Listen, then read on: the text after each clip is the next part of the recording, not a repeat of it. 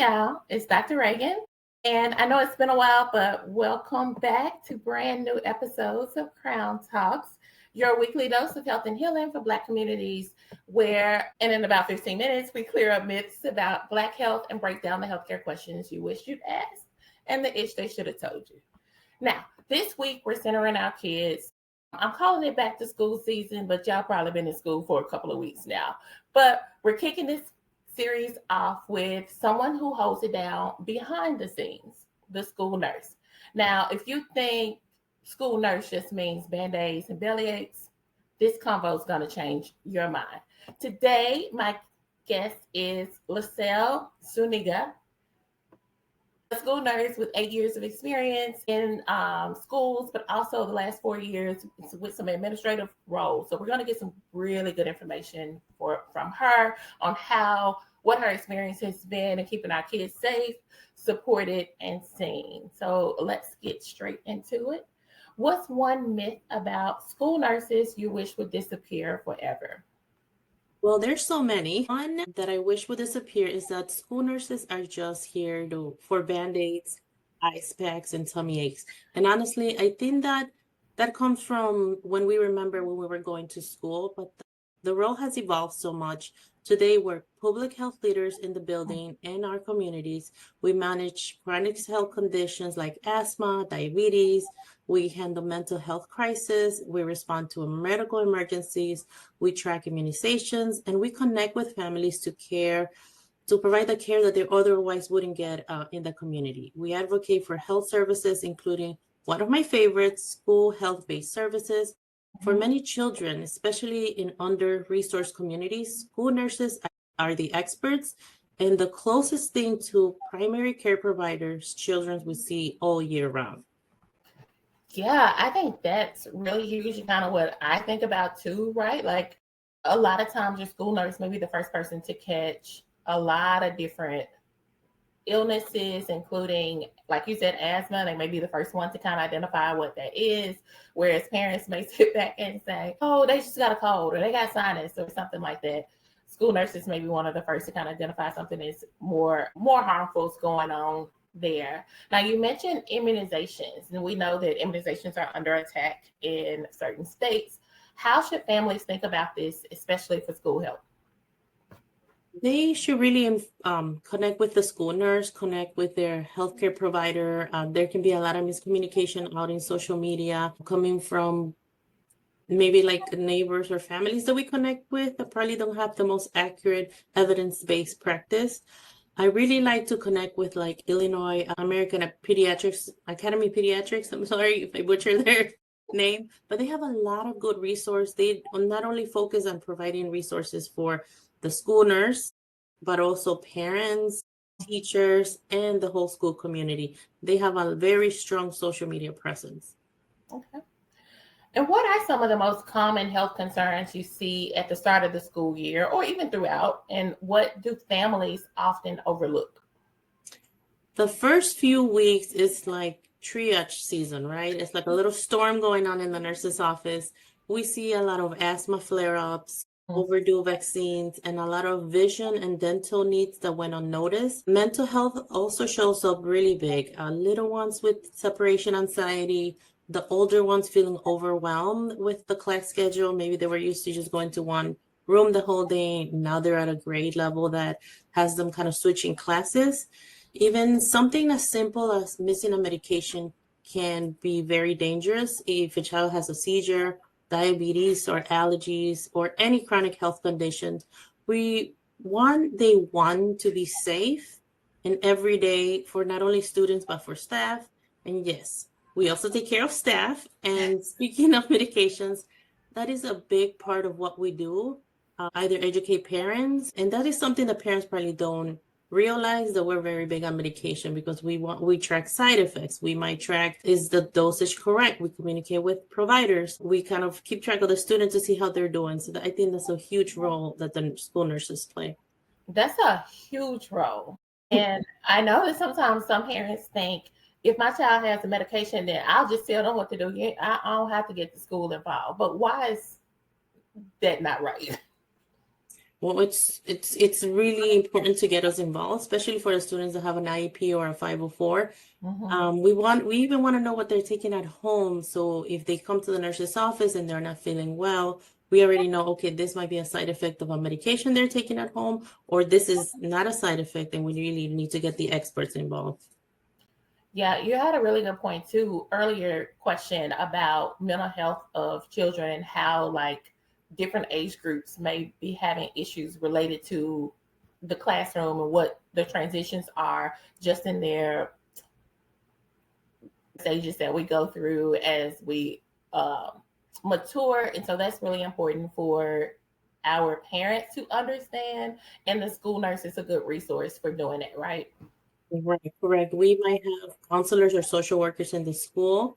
We might have like collaboration with resources, either it be a clinic or an organization that are brought into the school to, take care of the students. The school-based health center that we have in my district has behavioral health services, and they play a huge role, and they have a huge impact in, getting students ready to learn and provide a safe environment, not only physically, but also mentally. Yeah. And how do you collaborate, or do you collaborate with like counselors or other staff when a student seems maybe emotionally off or in crisis?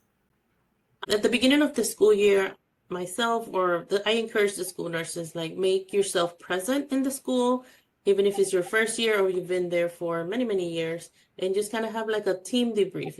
If you know that there's a student coming from maybe a middle school to a high school that has been struggling, kind of get together and form a plan, right? We anticipate the need and we want to get ready in case the student does need support. If it's a new student, we don't have the resources in school, then that's when school nurses need to advocate, form those relationships, form those partnerships. And I am very, very, very big. I like to tell nurses, advocate, go to the board meetings, go to the Capitol, and just make your voices heard. We have the elected officials were elected to do a job, and we need to kind of hold them accountable and Exactly. push them to push the agendas that are so critical for our students. Right. Okay. Well, what can families do today to help their kids start and maintain a strong school year, both physically, emotionally, or however you want to? Be involved and be present. I know that nowadays, with work schedules, maybe a single family home or grandparents being the primary take care of students, just try to have a connection with the school, get to know the students, teachers, the support staff, either be a social worker, even the lunch lady, because they take care of the students in the playground. Go to the board meetings. You're going to hear me say this a lot, but just, some of your taxes pay the schools, right? They support the school financially. So be present. That's an investment that we're putting into our community.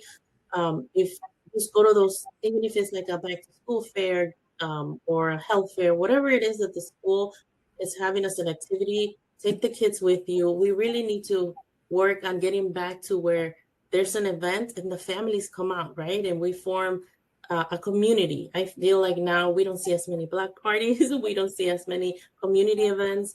We don't talk to our neighbors as much. Right. I feel like we need to get back to that because we need to be stronger now more than ever to take care of each other. It takes all of us to, Especially everything going on, right? Like nobody's coming to save us. and right, we have to form our own. Yeah. So, what about this? Is a question I always get, or even as a parent. As a kid, I felt like I was told this, and then as a parent, I probably did it too. What about students that you feel like they're just trying to get out of class, so they don't want to go to school today? What could be really happening in those moments? It can be multiple things. A lot of students might be struggling, with a stomachache that is really anxiety, or they're worried about being teased because they don't have access to like hygiene products. A headache can be hunger, right? Skipping class can be like, I don't have deodorant, I don't have a washer and dryer. I really don't have somewhere to go at the end of the day, right? Or students that might be going through so much, right, in their little minds and not having the support system at home. So as school nurses, we try to partner with like pantries, clothing drives, hygiene classes to meet those basic needs that sometimes we as adults, right, because we work, some of us might take it for granted, but it's so important for us to have those resources and not just kind of bombard them with resources, but really sit down, create a safe space a safe space, and really ask them, what is it that you need? I want to support you. I want you to feel welcome. And I want us to kind of work together to make sure that you have a really good school experience.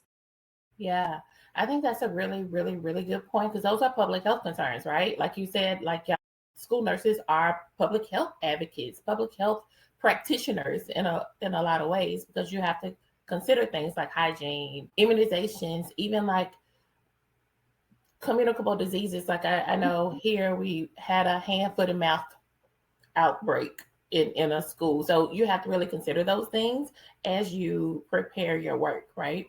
Right. And having a really strong relationship with your public health department, either it be the state or your local. And sometimes you kind of have to like push them because it might be new to them to work so closely with school nurses. We're very fortunate that our health department is very active. So we kind of like, we do check-ins, or even though there's like a communicable disease flow chart, we kind of let them know, hey, we're seeing this type of cases rise. We just want to let you know. So when it does become an outbreak, we kind of act quickly.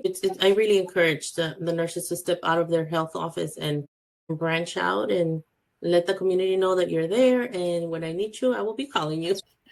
Yeah.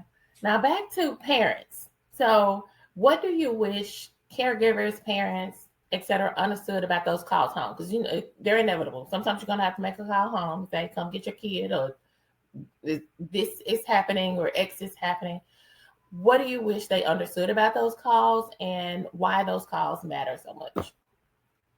So we really try to create a safe environment for the student, but there's sometimes that, a fever or an asthma attack or kind of urgent matters. We really want to send the students home for them to either see a professional or go home and rest. They won't be able to focus. I know as adults with a headache or just having a fever, we can't function at work. So it's the same for students, and they might not be able to verbalize that like we can. So it's really important to know that we really want the kids to be at school, but we want them to be comfortable and safe. If they're sick, they won't learn, and we definitely do not want whatever it is that they have to spread. So Right. we really think about the safety of the student and the safety of the whole school community. Yeah, because I know even for myself, if I have a headache or something, it is really difficult to concentrate because the pain is there. All right, so now we're going to move on to a little bit of fun round. Rapid fire, first thing that comes to mind. What's the most underrated item in a student's backpack? So many, but I will have to say a water bottle because hydration will help us cut nurse visits in almost half. That's really good. One thing every parent should tell the school nurse, but most don't. Any health change, big or small, even if it's a small change in medication, any medication that they're taking at home, we should know about because it can affect their performance in the classroom. Yeah. A snack you wish was banned from lunchboxes and what you'd swap it with. Ooh. Well, if you allow me to say two, I will have to start with flaming hots Ooh. because those stomach aches and red fingers can be like a school nurse visit galore. We used to get so many with those TikTok trends. But fruit and popcorn, it's way friendlier and healthier. And another one would be energy drinks. I have seen so many young middle schoolers skipping breakfast and just walking in with that energy drink. I even saw a student with diabetes just drinking energy drinks for breakfast. Wow. Wow. And of course, they should swap that with water, right? Yes. Just as an aside, I have seen so many patients that I've taken care of in clinic that a lot of their palpitations, et cetera, we found out it was from their energy drinks, and they still didn't want to give them up. But anyway, one thing you can't do for students, even if they think you can. Diagnose illnesses. We can assess, we can refer, we can take care of them in the health office, but we want them to go see their pediatrician. Yes. Funniest interaction with the student. Oh my God. So I have two stories. One, a kindergarten asked me to tape their tooth back in when it came off. And I could not stop laughing. It was the sweetest thing, but it definitely made my day. And another one would be a high schooler coming to the nurse's office asking for coffee. Like, this is not coffee clinic or a lattes and band-aid station, so bring me a coffee. You're right. You should probably want today instead of an apple. Okay. Yes. All right. This was really great. Thank you. Well, thank you so much. Before we go, give me one wish for school health today. This is going to be a long response. So, Okay. a full-time nurse in every single school in America would be my wish because it will transform education and health equity overnight. So, the Illinois Association of School Nurses is currently conducting a study. The School Nurse Capacity Study is a research initiative supported by the Illinois Association of School Nurses and the Illinois State Board of Education to determine the current state of school nursing in Illinois, including who's providing care, their credentials, and their caseloads with the ultimate goal to advocate for improved, equitable health services and nurse-to-student ratio in Illinois. So this study it had its challenges with funding, but it got rebooted recently, and I'm really hoping to see this initiative take flight in many other states. Minnesota actually conducted a similar study in 2022. So yes, a school nurse for every school in America will be my wish. Yes, that's an awesome wish because that's something we didn't get to, though, that oftentimes there's one nurse assigned to multiple schools and it's spread really, really thin. And so on both ends, right? Like the nurse doesn't have opportunities to implement things that they probably would want to, and the students don't really have an opportunity to have any longevity with the nurse to be able to build relationship in order to ensure they get what they need to. Yeah, and it's across with other support staff like social workers, counselor, psychologists. There's just not enough. There's not enough funding for resources. So we are gonna fight the good fight. Yes. And we being community parents, all of that, we're gonna back school nurses and we're gonna join in the fight. So you can tell us how to do that, or you can send me information later and I can add it with the episode so folks know how to join into that fight. Yes, of course. Thank you so much. And don't forget, show up to the board meetings. That's a great first start. That's right. Thank you again. And to everyone listening, here's your crown check for today.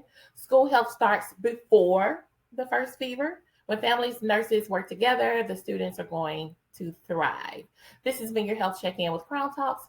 If you love this, follow Cover Your Crown, share it with someone who needs to hear it, and subscribe to Crown Talks wherever you get your podcast medicine. Consider yourselves Black, healthy, and crowned. We out.